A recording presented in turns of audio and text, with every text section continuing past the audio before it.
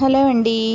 పిల్లలకు పెద్దలకు ఆరోగ్యం కోసం తప్పకుండా రోజు వారి డైట్లో డ్రై ఫ్రూట్స్ అనేవి ఉండాలండి. ఇవి ఇమ్యూనిటీ పెంచడమే కాకుండా శక్తినిస్తాయి, మెదడు బాగా పనిచేయడానికి కూడా ఉపయోగపడతాయి.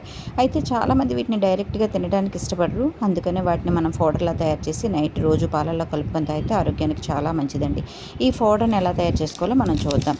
దానికోసం మనం 1 కప్పు బాదం తీసుకోవాలండి. బాదం హెల్త్కి చాలా మంచిది, ఎముక బలాన్ని ఇస్తుంది, మంచి శక్తిని కూడా ఇస్తుందండి. ఇందులో యాంటీ ఆక్సిడెంట్స్ అనేవి ఎక్కువగా ఉంటాయి.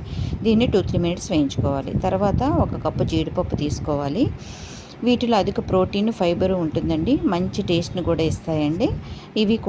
వీటిని కూడా 2-3 మినిట్స్ బాగా వేయించుకొని పక్కన పెట్టుకోవాలి.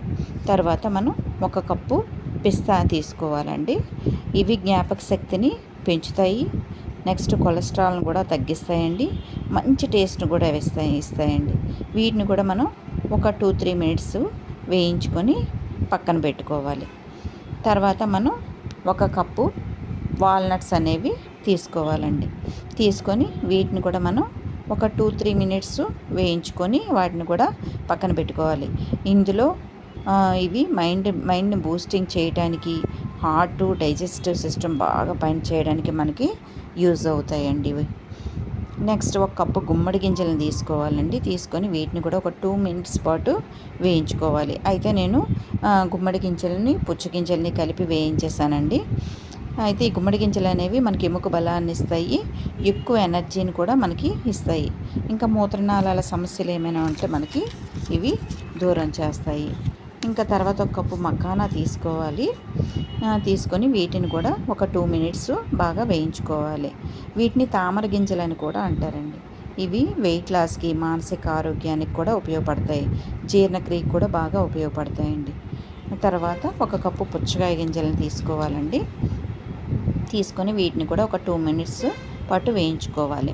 ఇవి నరాల బలహీనతను తగ్గిస్తాయి, ఇంకా బీపీని కూడా కంట్రోల్ చేస్తాయి, చర్మం ఆరోగ్యంగా ఉండటానికి మనకి ఇవి ఉపయోగపడతాయి. తర్వాత 1 కప్పు అంజీరాన్ని తీసుకొని వీటిని కూడా ఒక 2 మినిట్స్ బాగా వేయించుకోవాలి.